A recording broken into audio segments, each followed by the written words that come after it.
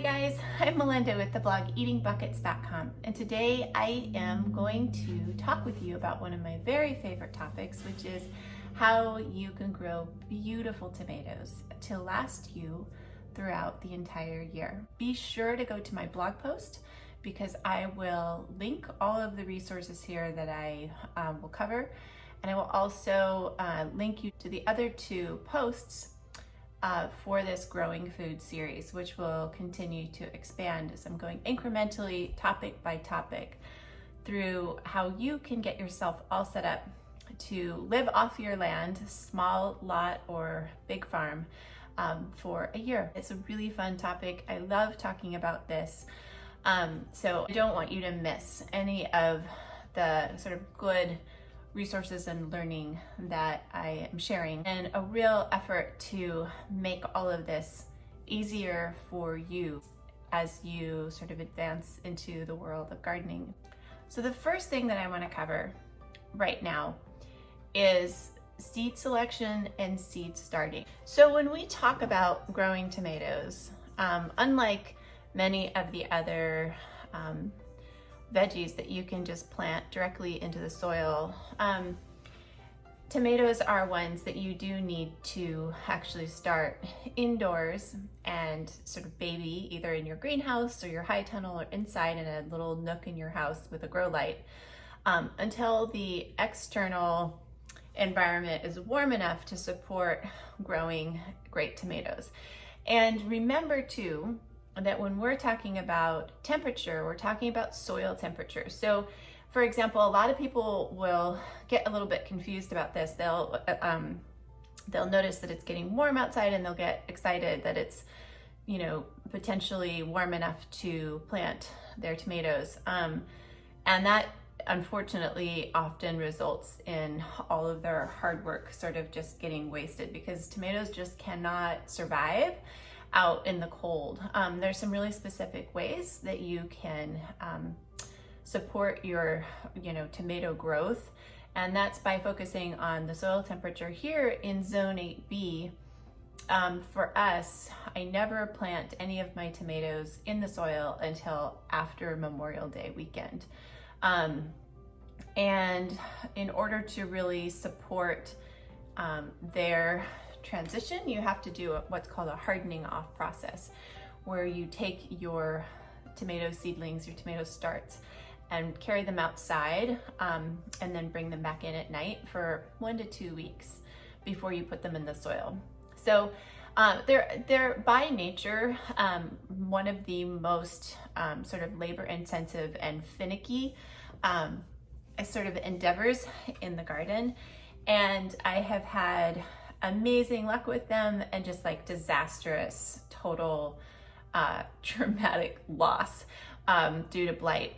So I do have like both sides of that discussion to cover, and I'm going to go through all of that to help you maybe avoid some of the pitfalls that I have experienced firsthand. So last year, of course, 2020, what other year would one sort of expect to lose an entire 140 tomato plants but 2020? And my first piece of advice is don't jinx yourself. I was doing a Master Gardening Summit presentation video with a few gardening friends, and I made the absolute novice error of saying that I had always had luck growing my tomatoes, and I feel like the world was just like, no.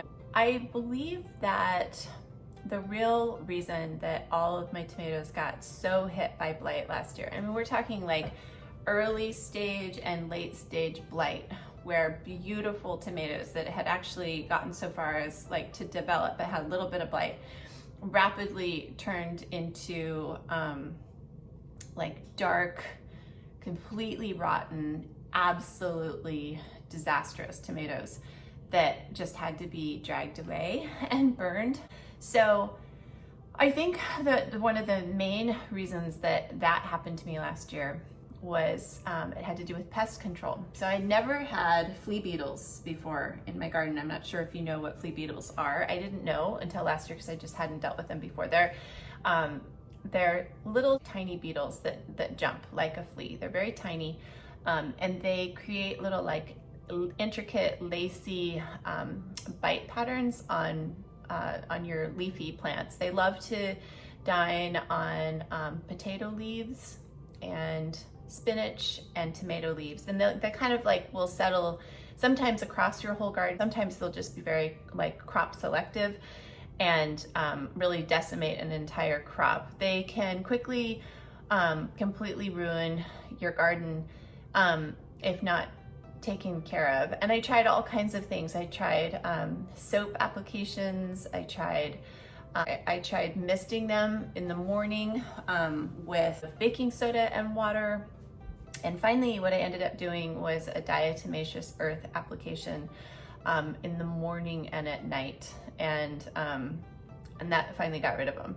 But I think one of the reasons that can be so dangerous is that those kinds of pests really can, unfortunately, because they're living in the soil and then they come munch on your tomato plants, they can transfer disease. So all of my tomato plants, regardless of where I planted them, because I had some in the kitchen garden, some in my hugelkultur beds, and then some in like sort of a newer area by our cornfield, and all of them got hit by blight. So while crop rotation is super important, making sure that you don't plant your tomatoes in the same place every year, that can be a really big player in success. And I haven't adhered to that in the past generally. I've moved them a couple times, but I have this one bed that I just love because it gets so much direct sun. And so I just kind of kept risking it. I will say that last year, my taking care of my tomatoes took probably like 20 hours a week of like pruning and trellising and applying things, trying to deal with the blight. I did a lot of hydrogen peroxide sprays on the tomato plants, and that seemed to be effective. So then I kept thinking that I had hope and it never worked out. I did get a few, and I had some nice, salsa, but in general, I think one of my big takeaways here is to plant disease-resistant tomato varieties. If you have any presence of a blight in your environment, which almost all soil does, blight, it's a bacteria. It's like it lives in the soil, and it basically will dust up on your plants just from rainfall, maybe the way you water your plants can make a difference. A nice cover of straw, which I did. I mulched in all around the tomato plants with straw. That can help keep the bacteria from advancing onto your plants. There's lots of things that you can do, but buying disease-resistant tomato seeds is one really great way to ensure that you have a healthy tomato harvest. And that doesn't mean non-organic or genetically modified. It just means that they have been grown and really curated to be resistant to common diseases. My friend Petra over at Fruition Seeds has 4 disease-resistant tomato varieties. So I want to direct you to her. I asked her if this would be okay for me to share, and she said absolutely. She's an amazing resource, really enthusiastic gardener, and somebody I think you'll really enjoy following. I also really enjoy supporting gardeners in our community. So I'm excited to see if the disease-resistant varieties can grow well in my garden. I will be planting about 100 tomato plants this year, and a couple things that I'm going to do to make it easier on myself, considering that last year really did just like kind of tap me out with I was just out there so much with these tomatoes. So this year I am going to grow largely determinate varieties. So with tomatoes, there are 2 main classes. There's determinate and there's indeterminate.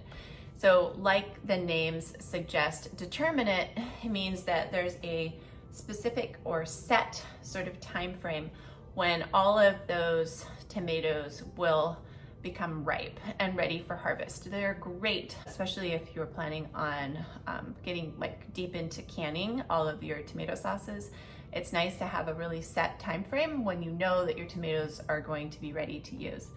The other thing about determinate versus indeterminate plant types, tomato types, is that they really don't require, and it's actually recommended by many, that you don't prune them, because they have a sort of predetermined amount of fruit that they're going to produce, and their actual growth behavior is not as leggy and intense as the indeterminate type of tomatoes. You don't end up doing a lot of pruning, which is key because it saves you a ton of time in the garden. Indeterminate varieties, they will just keep growing and growing and growing and producing blossoms and new fruit all the way until, you know, it's just too cold or they, you know, they die.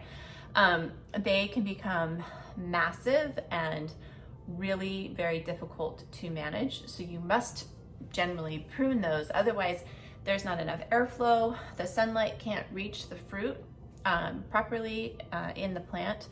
And so you're literally like pruning those pretty frequently in order to make sure that the fruit that you do grow has a chance to fully reach its potential.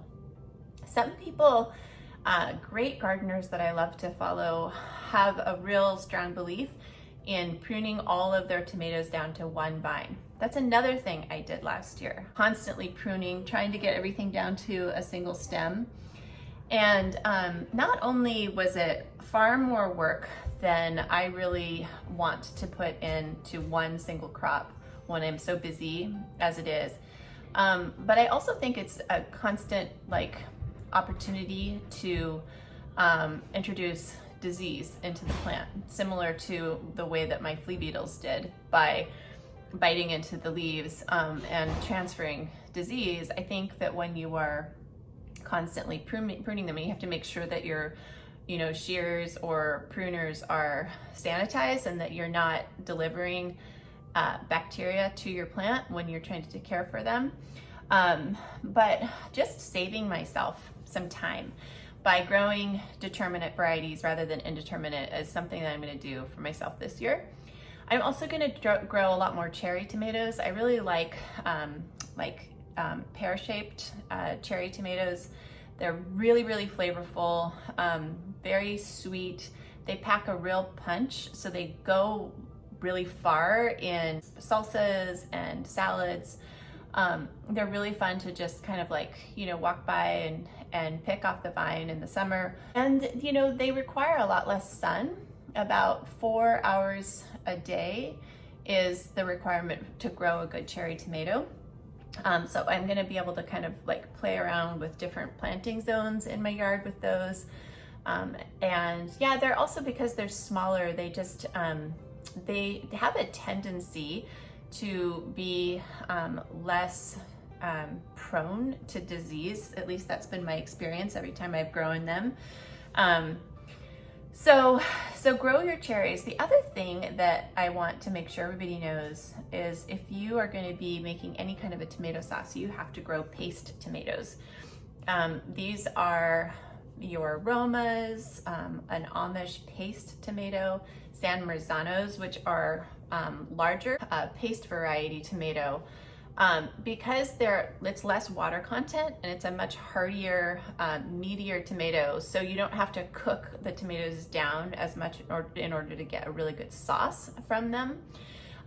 So typically when I make my tomato sauces, I'll use all of my paste tomatoes, and then I'll often throw in some cherry tomatoes for like that really bright flavor that you get from them, along with fresh herbs. And when I can those, I just can a very simple tomato sauce base, which is just tomatoes and salt, and in each mason jar I will put, I think it's 3 tablespoons of lemon juice in order to keep them safe while canning, rather than citric acid. When you buy your tomato sauce at the store, it usually has citric acid to add that acidity, and it's a much more acidic tomato experience. It's a much more acidic hit on your tongue, and it can actually be hard for some people to deal with, like the acid in their stomach, like if they have issues with acid reflux. And so when you can your own tomatoes, you have the opportunity to make something that's just like, the flavor's so different. If you're new to canning tomatoes, a lot of people immediately think that they need to go out and look for really great, recipes for their favorite sauce and can that. But that's actually more complicated than necessary. What you really just want to do is make a basic base that then you can amend later. The other thing that you can really think about, how you can store and freeze and can. One of my friends over at Butterfield Farm, I will link to her as well, recently shared on her Instagram account that she's figured out over the years a really good system for how to eat fresh tomatoes kind of all year long. What she does is gathers together all of the green tomatoes at the end of the season and puts them in a box in her root cellar, and then pulls those out as she's ready to eat them, and then she just ripens them on her windowsill, so that like December, January, she's still eating fresh tomatoes from her garden.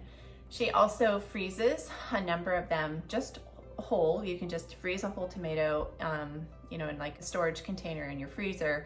Pull those out and cook with them. You can make your fresh sauce just like you would, at the peak of summer. And then when she's done with those, then she moves on to her canned tomato sauces. So I thought that was a really cool thing to do. I think I'm going to do that this year. The other thing that you can do is use a hoop house, a high tunnel, or a greenhouse to control the environment in which you grow your tomatoes by adding, a heat source, by controlling the onset of rain, which can sometimes be a little bit hard to deal with when you're growing your tomatoes. That can make them also more likely to have some sort of issues with rot. And you can effectively, if you choose to, you can often grow tomatoes all year long that way, and in like a hothouse. Now, in my opinion, the flavor of those is not as good as the ones that are vine ripened out in the sun. I have used hoop houses before to extend my growing season and protect from the rain.